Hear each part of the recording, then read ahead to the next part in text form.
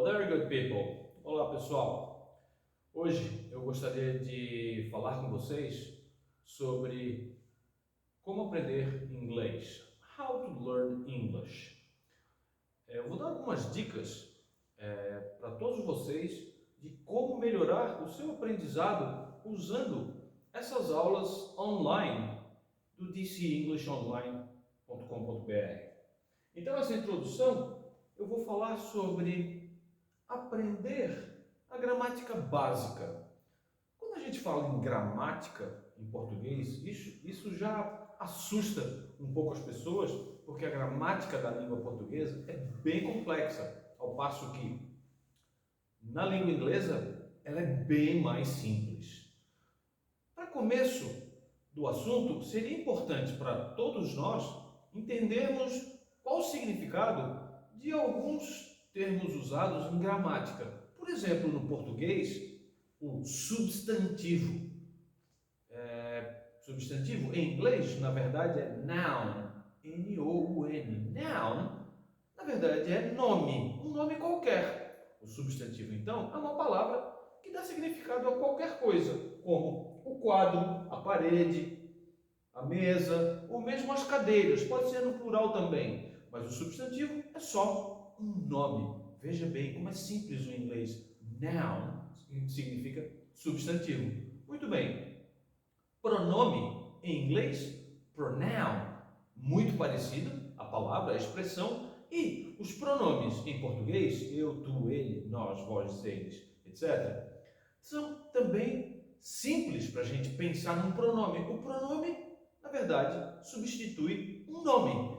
Então, se você quiser falar sobre a Maria, Maria is a good student.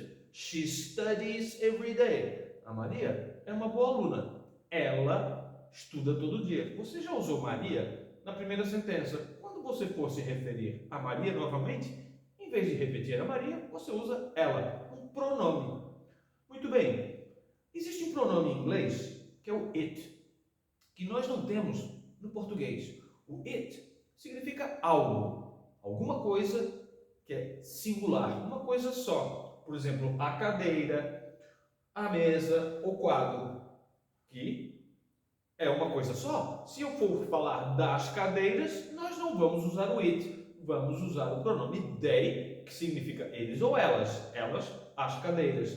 Note que em inglês existe uma conotação diferente para os pronomes do singular e do plural. Então, quando nós formos falar de uma coisa só, it. Pode ser uma coisa, até um cachorro, ou um elefante, um animal que a gente não conhece o nome. Porque se você tem um cachorro e você tem um nome para ele, você pode chamar ele de he. Se você já falou o nome do cachorro, por exemplo, o cachorro Ziggy. Ah, ele foi passear hoje. Ziggy is a good dog. He went for a walk today. I'm sorry. Continuando. Adjetivo. A gente fala bastante em inglês nos adjetivos também. Adjective. De qualquer maneira, o adjetivo é uma palavra que dá qualidade a um ser ou a algo. Por exemplo, o quadro é branco. Branco, no caso, é uma qualidade que eu dei para esse quadro. A parede está limpa. Limpa é a qualidade que eu dei para essa parede, ou seja, limpa nesse caso também é um adjetivo. Lembre-se, em português, os adjetivos podem ter gênero e número, ou seja, eles podem ser masculino e feminino, e singular e plural. Em inglês, isso não acontece. Vou dar um exemplo. Modern. This place is modern. Este lugar é moderno. Those buildings are modern. Aqueles prédios são modernos. Olha só, moderno, modernos, moderna, modernas. Em português, 4 formas diferentes. Em inglês, só uma, modern. Acabou. Outro exemplo, bem fácil. Good. Good significa bom, bons, boa e boas. Vejam bem, em inglês é só good. Então, em inglês, novamente, o adjetivo não tem gênero, ou seja, não tem masculino e feminino, e nem número, singular e plural. Ele só tem uma forma, ok? Além disso, nós temos gostaria de falar também de fazer, shapear as sentenças afirmativas, negativas e interrogativas, que em português, às vezes, são iguais. Por exemplo, você é um bom aluno. Agora eu vou perguntar em português, você é um bom aluno? Eu mudei a entonação e fiz a pergunta. Em inglês, isso nunca acontece. A sentença vai ser diferente. You are a good student. Você é um bom aluno. Are you a good student? Agora eu perguntei. Na pergunta, o verbo to be veio para frente do pronome.